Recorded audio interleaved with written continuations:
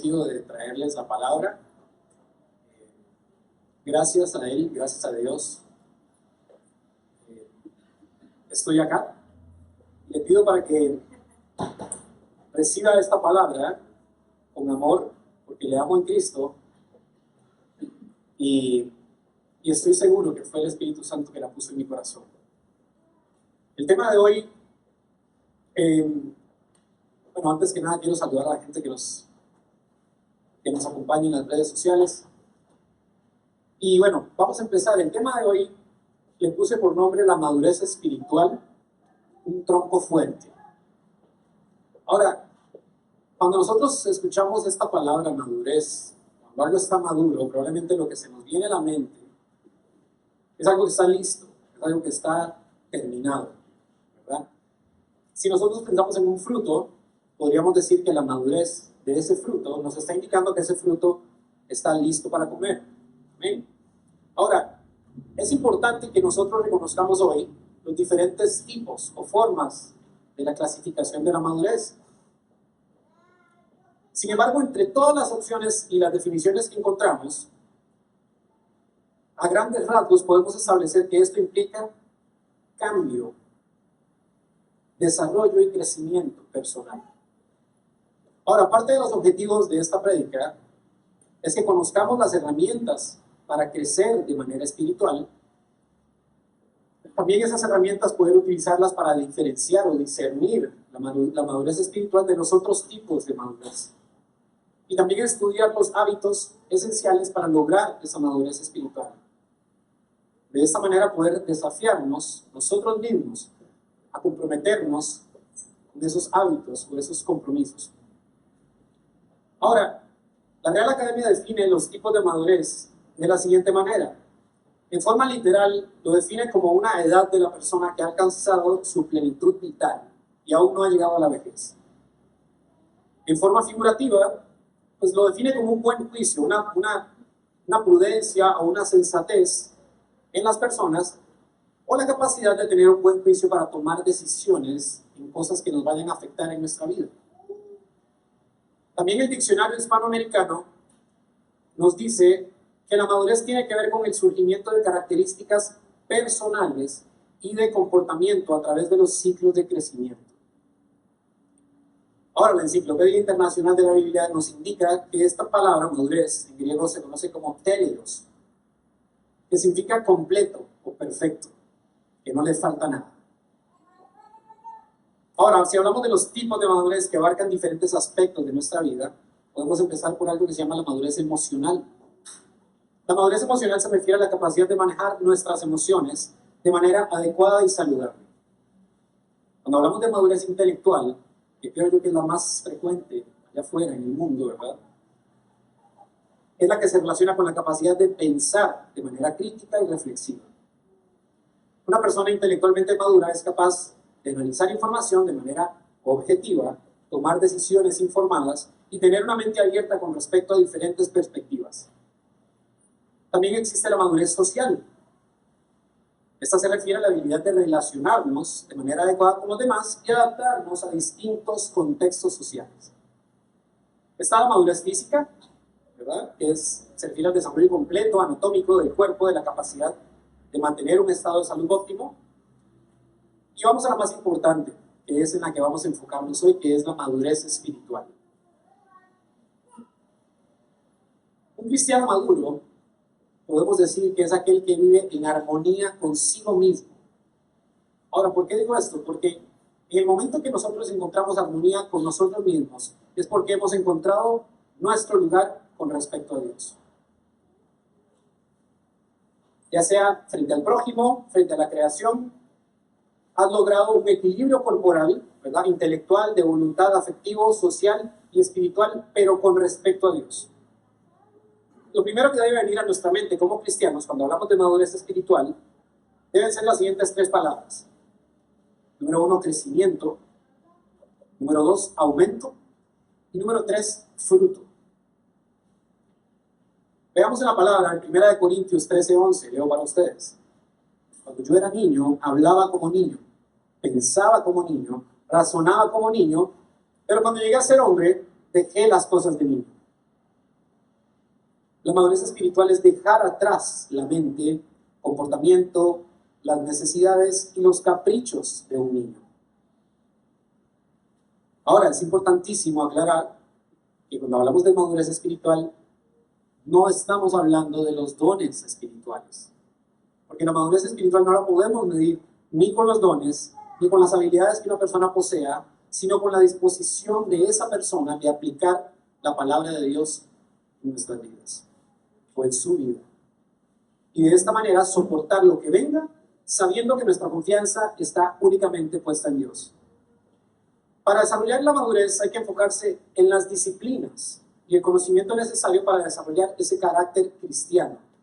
Ahora, cuando hablamos de esta madurez, es importante decir que hay dos formas importantes o ítems importantes que tenemos que llegar a lograr, que son carácter y conducta. ¿A qué me refiero con esto? El carácter, porque es ser como Cristo en la vida interior, y la conducta es actuar como Cristo en la vida exterior. Cuando nosotros entendemos esto, nos damos cuenta que la herramienta principal en este proceso es la Biblia. Por lo tanto, hay que estudiarla profundamente y aplicarla diariamente.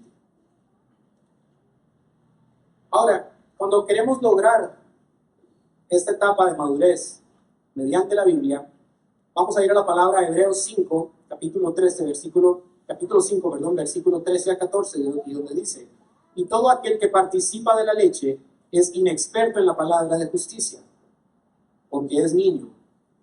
Pero el alimento sólido es para los que han alcanzado madurez, para los que por el uso tienen los sentidos ejercitados con el discernimiento del bien y del mal. Igual el hermano Pablo en Corintios 14, versículo 20 dice: hermanos, no sean niños en la manera de pensar, más bien sean niños en la malicia, pero en la manera de pensar sean maduros. Ahora, uno dice: wow, a mí me encantaría lograr una madurez espiritual de una manera exponencial, ¿verdad? Sin embargo, así no funciona en la realidad. Funciona que la persona que llega a la iglesia por primera vez es un niño y necesita leche en ese momento. Y viene a recaer sobre las personas maduras espiritualmente encargarnos de ese niño espiritual para que reciba su leche. Ahora, esta madurez que va a ir adquiriendo esta persona, ¿cómo se logra? Inicia todo con una palabra muy sencilla que es el compromiso. Y esto se realiza con la disciplina personal, ya sea en el contexto de una comunidad de amistad y apoyo, o sea, en nuestra iglesia local. El cristiano crece espiritualmente desarrollando hábitos saludables que le ayudan a desarrollar un carácter como el de Cristo y la conducta digna de Él. Entonces, con esto podríamos decir que la madurez espiritual se va a manifestar en el comportamiento. Veamos Mateo 7, versículo 16, donde dice: por sus frutos los conocerán. ¿Acaso se recogen uvas de los espinos o higos de los cardos? Habiendo dicho esto, la importancia de ser maduro o completo de carácter es para responder debidamente a diversas situaciones que vamos a enfrentar nosotros como cristianos. Porque está escrito que vamos a pasar tribulación, está escrito que vamos a pasar problemas. Sin embargo, la diferencia de un cristiano maduro a un cristiano inmaduro es la herramienta que va a tener para utilizar y regresar y poner sus ojos en el Padre. De esta manera, quiero hablarles a ustedes del relato de la higuera. Casi todos conocemos este relato, amén. Y les voy a leer Marcos capítulo 11, versículo 12 al 14. Y dice así: al día siguiente, cuando salieron de Betania, Jesús tuvo hambre. Y viendo de lejos una higuera con hojas, fue a ver si quizá pudiera hallar algo en ella. Cuando llegó a ella, no encontró más que hojas, porque no era tiempo de higos. Jesús, hablando a la higuera, le dijo: nunca jamás coma nadie de ti. Y sus discípulos le estaban escuchando. Ahora uno diría: Uf, eso estuvo rudo, ¿verdad? O sea, como que le encontró un momento ahí que no era su timing, ¿verdad? Y no, les voy a explicar cuál era el problema de esa higuera. Marcos nos informa que no era tiempo de recoger higos. Sin embargo, la Pascua siempre se celebra en el mes de marzo o abril. Y la temporada de higos es en mayo o en julio.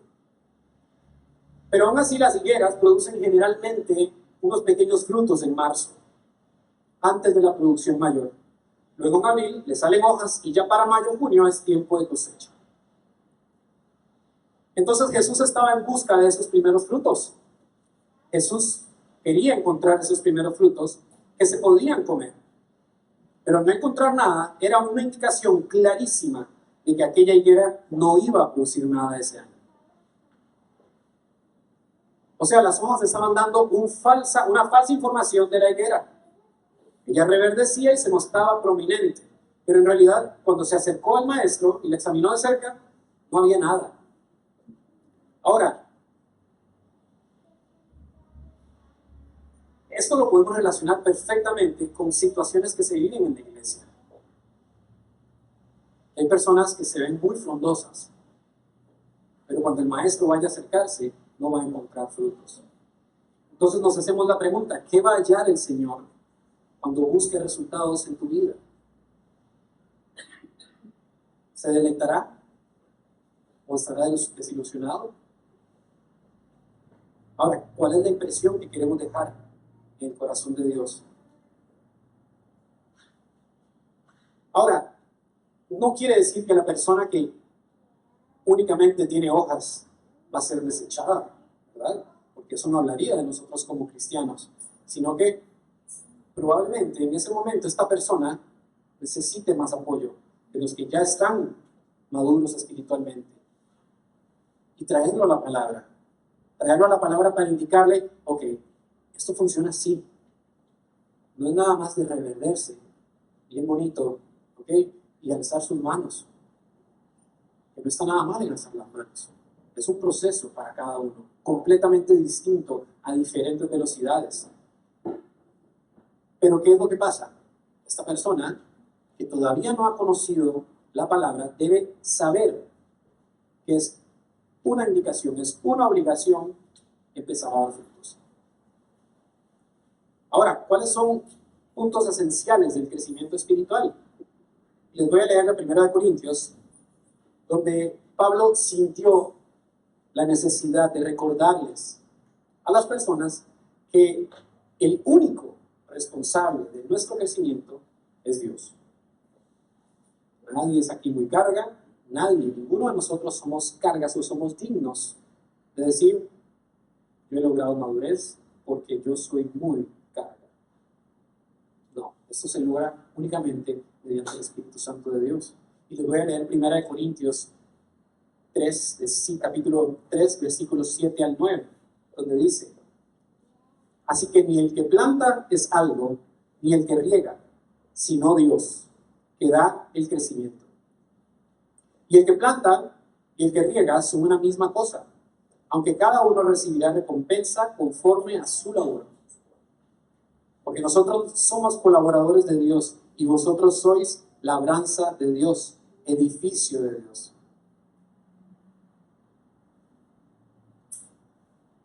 ¿Quién es un edificio de Dios aquí? Amén. Ahora, vean ustedes, la actitud de nosotros como creyentes debe ser acreditar siempre a Dios por el buen resultado del crecimiento espiritual, a nadie más. Dios, como buen jardinero, utiliza todas las herramientas necesarias para el cuidado y crecimiento de sus plantas en el jardín. Es importante que nosotros reconozcamos la gracia de Dios. Por eso estamos aquí, por su gracia, por nada más. Ahora, sin embargo, viene una parte importante. También la Escritura nos indica que el esfuerzo de nosotros es necesario. Y leo para ustedes Colosenses 1, versículo 29, donde dice, es por eso que trabajo y lucho con tanto empeño, apoyado en el gran poder de Cristo que actúa dentro de mí. Hay que luchar, hermanos. Hay que poner alarmitas para leer la Biblia. Hay que poner alarmas para despertarse en la madrugada a orar. Hay que hacerlo. Es sí o sí. Tenemos que obligar al espíritu. Porque la carne no va a querer levantarse a las 3 de la mañana. La carne va a preferir ver Netflix en la noche. Nosotros tenemos que ordenarle y decir, ok, esta carne no se manda sola.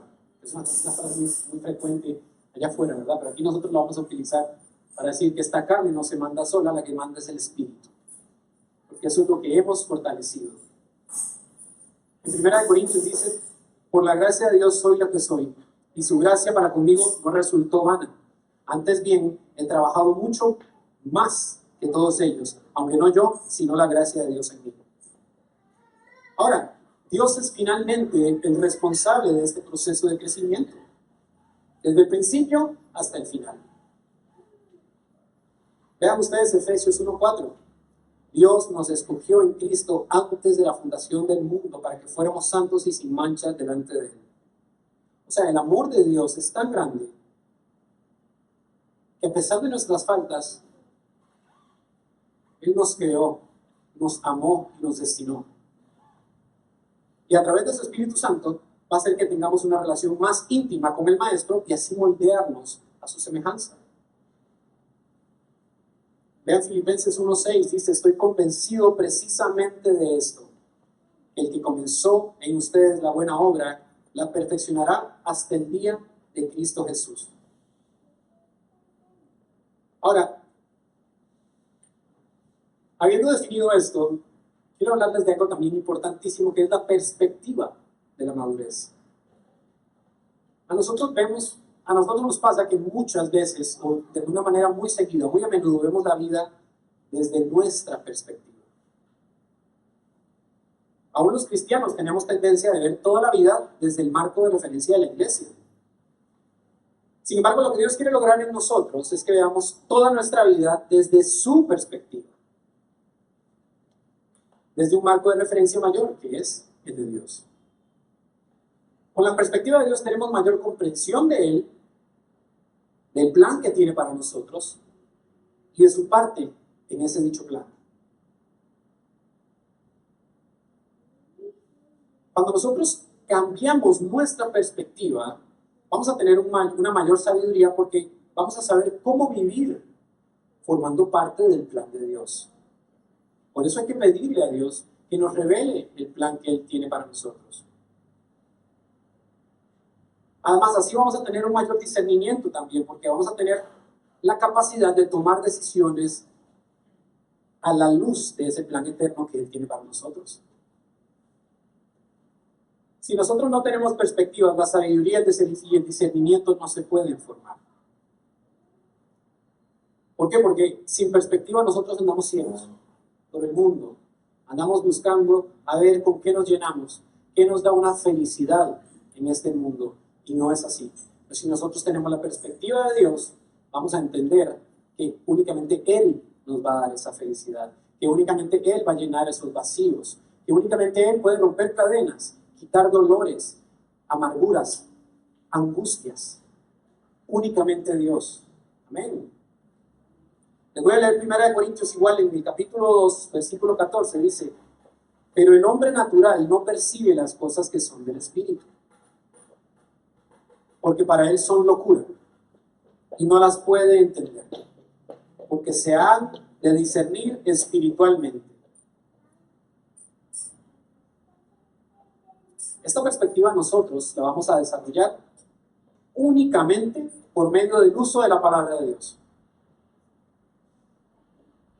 Veamos Hebreos 5, capítulo 5, versículo 13 y 14. Dice, y todo aquel que participa de la leche es inexperto en la palabra porque es un niño. Eso se lo leí anteriormente. Entonces, ¿qué es lo importante? La perspectiva bíblica, viendo la vida desde la perspectiva de Dios, es una característica de un creyente maduro. El uso de la Biblia, o sea, la aplicación práctica, la aplicación diaria y el conocimiento de la Biblia nos va a permitir desarrollar esta madurez. Hay una frase que me encantó que dice, el camino de la madurez es pavimentado por el uso de la Biblia. Esta perspectiva que vamos a desarrollar nosotros en nuestra vida espiritual nos ayuda a evitar los errores. ¿Por qué? Porque siempre va a haber un falso maestro. Siempre va a haber una persona que venga a tratar de introducirnos herejías y falsas doctrinas. Y la palabra lo dice en 2 de Pedro, capítulo 2, versículo 1. Pero hubo también falsos profetas entre el pueblo, como habrá entre vosotros falsos maestros, que introducirán encubiertamente herejías destructoras y aún negarán al Señor, que los rescató, atrayendo sobre sí mismos destrucción repentina. Ahora, hermanos, hay maneras de discernir y de evitar esas falsas doctrinas. ¿Cómo? Creciendo en Cristo Jesús, mediante su palabra. Ya tenemos la receta. Nada más es aplicarla. Cuando nosotros queremos hablar de nuestra salvación, necesitamos la perspectiva de Dios. Sin esa perspectiva seremos siempre como unos niños fluctuantes, que van a ser llevados por doquiera de cualquier enseñanza engañosa que venga a querer a engañarnos, que venga a querer meter ideas. Porque, hermanos, hay muchas personas allá afuera que tienen mucha experiencia engañando gente. Y el enemigo les da maneras sutiles de hacerlo, con verdades a medias, con pinceladas de verdades que engañan a un cristiano inmaduro. Ahora, veamos Efesios 4, capítulo 4 del versículo 11 al 14, donde dice: y él mismo constituyó a unos apóstoles, a otros profetas, a otros evangelistas, a otros pastores y maestros, a fin de perfeccionar a los santos para la obra del ministerio, para la edificación del cuerpo de Cristo, hasta que todos lleguemos a la unidad de la fe y el conocimiento del Hijo de Dios, a un varón perfecto, a la medida de la estatura de la plenitud de Cristo, para que ya no seamos niños fluctuantes, llevados por doquiera. Ahora, hermanos, cuando nosotros hablamos de madurez espiritual, esta tiene que ir de la mano de una conversión real. Porque si hay una conversión real, hay una conversión falsa. Y no los quiero desanimar, hermanos. Los quiero poner ese discernimiento en ustedes. ¿Por qué? Porque tenemos que saber que hay personas que dicen haberse convertido y no se han convertido. Dicen conocer a Dios y no han conocido a Dios. ¿Qué es lo que les va a importar a todos ustedes el día de su muerte? ¿Qué nos va a importar? Cuando nos toque pasar por la muerte y llegar a la presencia del Creador, es: ¿tenemos a Cristo o no tenemos a Cristo? ¿Somos salvos o no somos salvos? Hermanos, no hay nada más importante que nuestra salvación. Nada. Absolutamente nada más importante que nuestra salvación. De aquí a 100 años, lo único que nos va a importar a cada uno de los que estamos aquí es si estamos en el cielo o en el infierno. Es duro pero cierto. Es por esto que el creyente en Cristo debe estar seguro de su conversión. Pablo exhortó a los corintios a que se examinasen a sí mismos para ver si estaban en la fe o no. En 2 Corintios dice: examinaos a vosotros mismos si estáis en la fe. Probaos a vosotros mismos. ¿O no conocéis a vosotros mismos que Jesucristo está en vosotros, a menos que estéis reprobados? El apóstol sabía, él sabía que había gente en las iglesias de aquel entonces que había creído en vano. O sea, que creyeron en Cristo sin convertirse. O sea, sin llegar a ser salvos. Igual en Corintios, el apóstol dice: por el cual, asimismo, si retenéis la palabra que os he predicado, sois salvos. Si no, creísteis en vano. Ahora, hermanos, es nuestro deber examinarnos. Y esto habla de la madurez espiritual de cada uno. Si nosotros nos examinamos para saber si estamos en la fe o no, es parte del inicio de un caminar hacia una madurez espiritual sana y correcta, de acuerdo a la voluntad de Dios. ¿Cuántos de aquí conocen la parábola del sembrador? El pastor la mencionaba ahora. Y no se las voy a leer, vamos a hablar muy rápido de los tipos de semillas que caen, cómo la palabra nos explica cada una. La primera es la semilla junto al camino. Esta es la persona que oye y olvida. La segunda es la semilla en pedregales, que es el que oye y cree, pero por un tiempo nada más. Y este es el falso convertido. ¿Por qué? Porque cuando el sol de las pruebas, ¿verdad?, que es la tribulación, la tentación, la persecución, toda nuestra carne, sale, estos creyentes inmediatamente se apartan de la fe. Y así su falsa conversión es manifiesta. Hermanos, no estoy diciendo que nosotros como cristianos vamos a andar en una nube aquí felices todo el tiempo. Nosotros creemos en la palabra de Dios y sabemos que van a haber situaciones difíciles. Pero no podemos ser la semilla que cae en pedregales, que nada más creemos aquí cuando se escucha bonito y en momentos de tribulación decimos, no, yo tengo que buscar qué hacer porque eso que me dijeron estaba bonito, pero ya se quedó. O sea, no están convencidos de que Dios tiene el control de sus vidas. No están convencidos de que todo lo que pasa en sus vidas como cristianos es porque Dios así lo quiere. La semilla que cae entre espinos es el que oye y simplemente se va. Y la semilla que cae en buena tierra es el que oye, entiende y se convierte. Tenemos que ser esa tierra. Tenemos que ser donde cae la semilla buena tierra. ¿Por qué? Porque al nosotros conocer esto, decimos, entendimos la palabra, la recibimos, la retenemos y damos frutos con perseverancia. Tenemos que entender que la buena tierra en cada uno de los corazones de nosotros se hace buena a través de la preparación por el sembrador. Miren, hermanos, en Romanos dice claramente que no hay nadie que tenga un buen corazón. No hay justo ni aún uno. Entonces hay que prepararlo con el arado de la ley. Hay que prepararlo con la palabra de Dios. Lo preparamos leyendo la Biblia todos los días y permitiéndole al Espíritu Santo que vaya arando nuestros corazones una buena tierra. Porque es un caminar, hermano, no es de la noche a la mañana. Y también eso es una responsabilidad de nosotros, como cristianos maduros, o en vías de madurez, pongámoslo así mejor, de acoger a las personas que vienen por primera vez a la iglesia y de explicarles que esto es un proceso, que el Espíritu Santo va a ir preparando esa tierra.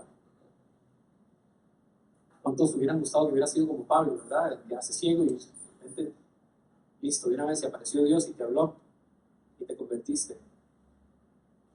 Pero no es así.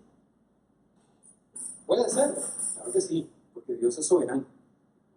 ¿Por qué? Porque ningún agricultor tiraría una semilla sobre una tierra que todavía está dura. Es importante usar el arado para quebrar esa tierra, levantarla, suavizarla y ararla. Y al ararla, ¿qué es lo que vamos a descubrir? Puede que descubramos piedras que hay en nuestros corazones, en esa tierra que el Señor está preparando para que nosotros lleguemos a ser cristianos maduros. Pero si no permitimos el arado, esas piedras van a quedar ahí enterradas y no van a permitir que la semilla crezca. Y vean ustedes, la ley de Dios dice acá, en la boca de los evangelistas, es como el arado en la mano del labrador. El que quiere sembrar la semilla y ver una buena cosecha. Leamos Jeremías 4, donde dice, porque así dice Jehová a todo varón de Judá y de Jerusalén, harad campo para vosotros y no sembréis entre espinos. Ahora, hermanos, al nosotros enseñarle la ley al pecador, o sea, al darle un entendimiento de la ley moral de Dios, uno está quebrando esa tierra dura en su corazón. Por eso yo no puedo llegarle a hablarle a alguien de Dios simplemente cosas bonitas. Yo tengo que llegar con la palabra. Tengo que llegar con algo que dice la Biblia. ¿Por qué? Porque esto es lo que funciona, porque es palabra de Dios viva y eficaz. ¿Qué es lo que va a pasar si nosotros llegamos a decir, no es que vieras Dios qué lindo, es bien bonito? Sí, pues que esa persona diga, de verdad, qué bueno, chao. No, nosotros tenemos que saber, en ese discernimiento, en nuestro caminar hacia una madurez espiritual, que es la palabra de Dios la que va a actuar en el corazón de esa persona, la que va a empezar a remover tierra dura y a preparar para que venga alguien más tal vez a sembrar una semilla que dé frutos. Amén.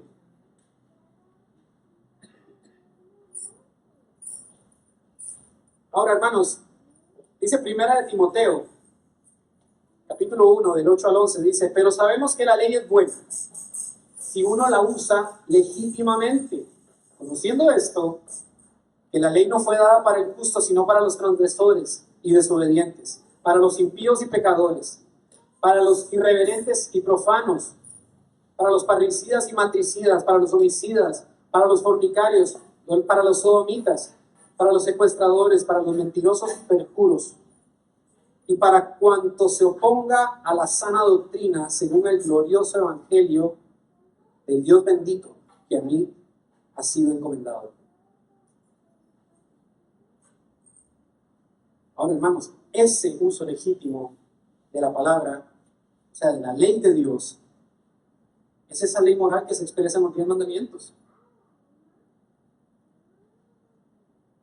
Entonces, hermanos, nosotros teniendo este discernimiento, teniendo las herramientas, es de suma importancia que nosotros podamos detectar esas falsas enseñanzas. ¿Por qué? Porque tenemos que madurar una doctrina correcta en nosotros y lograr esa madurez espiritual.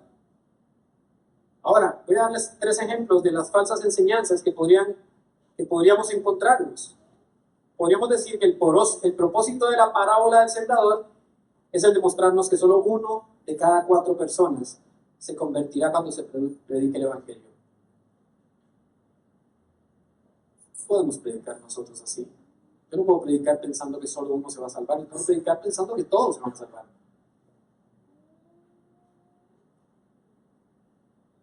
Y número 2, basta con creer para ser salvo. Y estas son parte de las verdades a medias que les estoy diciendo. Porque hay muchísimas personas allá afuera que dicen, no, yo creo en Dios. Pero hasta ahí, no sea religioso, sea intenso. Y la tercera es, Dios me ama como soy. Y esta para mí fue una de las más chocantes, ¿verdad? Porque de repente uno dice, sí, pero es que sí. Pero no. Dios me ama a pesar de lo que soy. Y quiere que nazca de nuevo. Y quiere que madure. Y quiere que entienda su propósito en mí. Ahora, si ya nosotros descubrimos y nos dimos cuenta que estamos creciendo espiritualmente, es importantísimo esto que les voy a decir en la palabra de Timoteo, 1 de Timoteo 4, del 7 al 8, dice, ejercítate para la piedad, porque el ejercicio corporal para poco es provechoso, pero la piedad para todo aprovecha, pues tiene promesa de esta vida presente y de la venidera. ¿Están aquí conmigo, hermanos? Amén. Ahora, habiendo dicho esto, hay 3 hábitos básicos en la madurez espiritual que forman esta base de ese crecimiento. Número 1, pasar tiempo a solas con Dios. Diario. No cada semana, no cada mes, no cada vez que tengamos un problema. Diario. Leyendo la Biblia y orando a Dios. Leyendo la Biblia y orando a Dios. No se vale hacer solo una. No puedo orar y orar y orar nada más sin leer la Biblia. ¿Por qué? Porque empiezo a desarrollar una persona en mí que estoy imaginando. Estoy creyendo ahí todo lo que Dios quiere para mí. Soy Dios, pido por ese carro, pido por esa casa, en mi nombre de Jesús lo declaro. ¿Eso lo dice la Biblia? así no puedo entender un propósito de Dios en mí. Cuando uno empieza a darse cuenta que nuestras oraciones empiezan a dejar de ser para uno, sino que para los demás, esa es una buena señal de que estás creciendo. Ahora no puedo nada más leer la Biblia, leerla, sin orar. Sino cómo me comunico con Dios, cómo escucho su voz. O sea, tiene que haber una combinación adecuada, y esa combinación se la pedimos únicamente al Espíritu Santo, que nos guíe a la obra de Dios. Número 2, crecer en compañerismo. ¿Qué quiere decir esto, hermanos? Nosotros tenemos que desarrollar amistades con otros cristianos comprometidos. Hay que saber cómo manejar conflictos de acuerdo a la palabra. Si nosotros crecemos en nuestras amistades con cristianos que también están comprometidos, nos van a servir de apoyo, nos van a servir en discernimiento. Dios los puede utilizar como instrumentos a ellos también. En nuestros ministerios tenemos que apoyarnos, tenemos que amarnos. Y número 3, tercer hábito básico de la madurez, es dar fielmente a la iglesia. Estoy hablando solo de dinero. Es dar de su tiempo, es dar de tu talento, es dar de tu tesoro, y es dar de tu testimonio, o sea, evangelizar.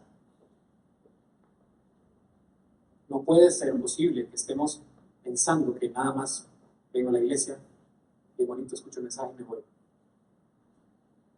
Yo tengo que empezar a crecer espiritualmente. Tengo que darle a Dios lo que es de Él, que ya sabemos que es de Él. Los dones, Él nos los dio. Los tesoros, Él nos los dio. Y de esta manera podemos tener un testimonio para evangelizar a los demás. Cuando nosotros empezamos a tener este compromiso con la madurez, nosotros decimos, bueno, todos los que estamos aquí ya estamos comprometidos con la membresía de esta iglesia. Y lo hago como pregunta, ¿somos miembros de esta iglesia? Ok, perfecto. Se supone que nosotros nos sometemos al señorío de Cristo y nos juntamos en esta iglesia con la intención de seguir desarrollándonos como seguidores de Cristo, levantándonos los unos a otros, amándonos los unos a otros. Ahora, ¿qué es lo que Dios quiere de nosotros? ¿Cuál es el compromiso que Él espera de cada miembro de esta iglesia para madurar en Cristo? Dios quiere que nosotros crezcamos. Dios quiere que esta iglesia crezca, que traigamos cada vez más almas para Él. Ese es el mandato de Dios. Y como último paso, empezar a proseguir a la meta, que es ser como Cristo. Si nosotros llegamos a establecer o a desarrollar ese carácter de Cristo, estamos en un buen camino. Para mí ha sido muy fácil de repente decir algunas cosas, pero a la hora de la obra uno dice, wow, ok, está más difícil hacerlo que decirlo, ¿verdad? Pero de alguna manera se empieza, hermanos. Muchas veces yo empecé haciéndome la pregunta de arriba para abajo todo el día, ¿qué haría Jesús? ¿Cómo haría Jesús? ¿Cómo manejaría Jesús? ¿Cómo le hablaría a Jesús a mi esposa cuando me dice cosas así? Eso es una manera muy, muy fácil también de decirlo. Ok, ¿qué haría Jesús en esta situación? ¿Verdad? Entonces, Él quiere que seamos como Cristo. Y vean ustedes, leo Romanos 8, donde dice, porque a los que antes conoció también los predestinó, para que fuesen hechos conformes a la imagen de su Hijo, para que Él sea el primogénito entre muchos hermanos.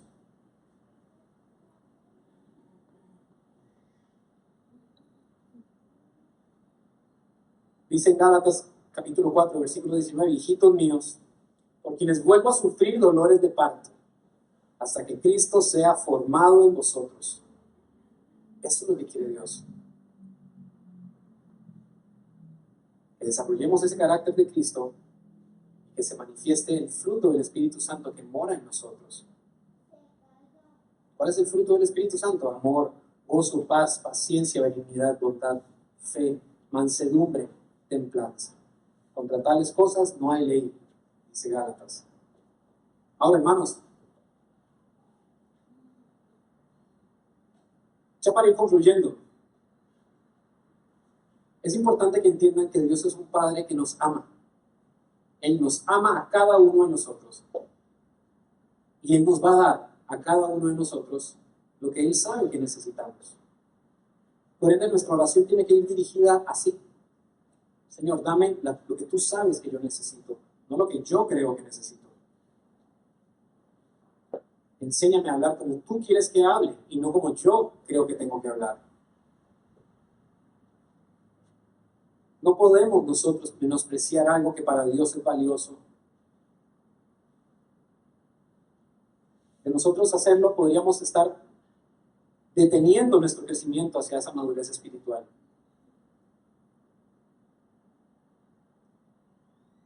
Ahora, es importante aclarar que es nuestra alma, nuestro espíritu, la que desea la madurez. O sea, que no es nuestra alma, perdón, sino que es nuestro espíritu el que desea esa madurez. El espíritu desea apasionarse por esa madurez. Es nuestra responsabilidad darle rienda suelta a ese espíritu para que se apasione por la madurez espiritual. Estableciendo que el único encargado de esto es Dios a través de su Espíritu Santo. Y nuestra responsabilidad de clamar para que se nos despierte de ese sueño de la vida natural en la que estamos de paso. Es importante que entendamos que nuestra carrera real en esta vida no es en cosas materiales, sino en las que vivimos en nuestro espíritu por y para Cristo Jesús. Hermanos, hagamos parte de nuestra vida los hábitos de Cristo. Amén. Voy a pedirle al grupo de alabanza a ver si me acompaña. Quiero leerles Segunda de Pedro, capítulo 19, donde dice lo siguiente: tenemos también la palabra profética más segura, a la cual hacéis bien en estar atentos como una antorcha que alumbra en lugar oscuro, hasta que el día esclarezca y el lucero de la mañana salga en vuestros corazones.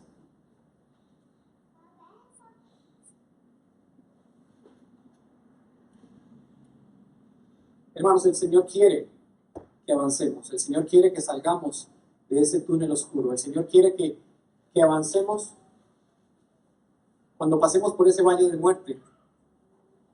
La palabra clave es que pasamos por el valle. No nos quedamos ahí. No nos quedamos viviendo ahí. No hacemos casa en ese valle de muerte. Nada nos detiene en ese valle de muerte. ¿Por qué? Porque nuestra luz, nuestra meta, es Cristo Jesús. Y cada día tenemos que ir ejercitando nuestra sabiduría, guiada por el Espíritu Santo, teniendo en cuenta con certeza, hermanos, de que Dios hará la obra, de que Dios tiene el control.